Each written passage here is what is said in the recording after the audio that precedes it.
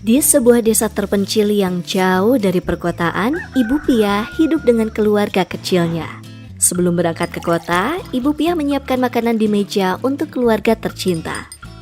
Tak lupa membereskan rumah dan menyiapkan perlengkapan sekolah untuk anaknya. Ibu Pia berangkat pagi sekali, karena Ibu Pia ingin mendapatkan antrian pertama dan pulang lebih cepat. Ibu Pia bersiap untuk berangkat ke kota membawa berkas dan dokumen di meja. Suaminya tidak bisa mengantarkan Ibu Pia ke kota karena harus bekerja di sawah. Walaupun langit masih gelap gulita, Ibu Pia tetap berjalan menyusuri sawah dan kali untuk mencapai jalan yang biasa dilewati oleh mobil angkutan umum.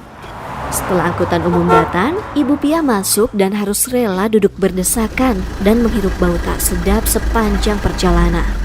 Ibu Pia harus berkali-kali naik angkutan umum untuk sampai ke kantor pelayanan. Matahari sudah mulai terbit dan angkutan umum masih berada di sepertiga jalan menuju kota. Rasa letih diabaikannya dengan melihat pemandangan yang indah. Sekitar pukul 8.30, akhirnya Ibu Pia sampai di kantor pelayanan. Loket terlihat sudah dibuka, namun anehnya belum ada petugas yang siap untuk melayani.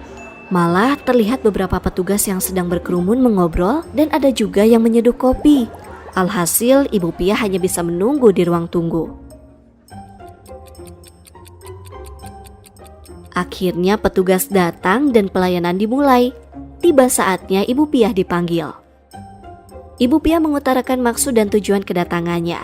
ASN tersebut menanggapi maksud dan tujuan Ibu Pia dengan santai dan acuh tak acuh. Melihat tanggapan ASN tersebut, Ibu Pia sedikit kesal dan menahan emosinya sambil melihat si ASN tersebut yang bernama Jamaluddin. Jamal coba mencari data dan berkas untuk Ibu Pia yang tersimpan menumpuk. Karena data dan dokumennya tidak ditemukan, Jamal meminta Ibu Pia untuk datang kembali esok hari. Dengan rasa kecewa, Ibu Pia pulang dengan tangan kosong. Ibu Pia kembali ke kantor pelayanan, namun sayangnya di hari kedua pun Ibu Pia tetap pulang dengan tangan kosong.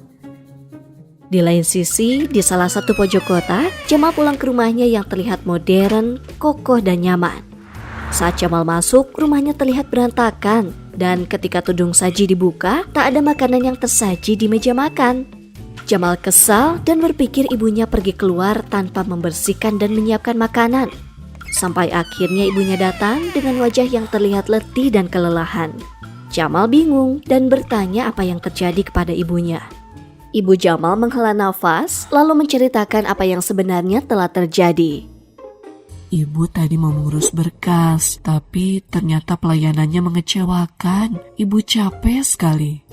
Awalnya, Jamal tidak terima atas perlakuan petugas itu kepada ibunya. Namun tak lama kemudian, Jamal kaget dan teringat sikap dia saat bertugas sama buruknya dengan sikap petugas yang melayani ibunya.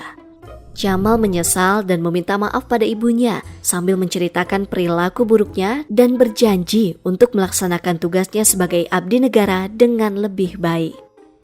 Di lain hari, Ibu Pia datang ke kantor pelayanan kembali dan mendapat antrian pertama.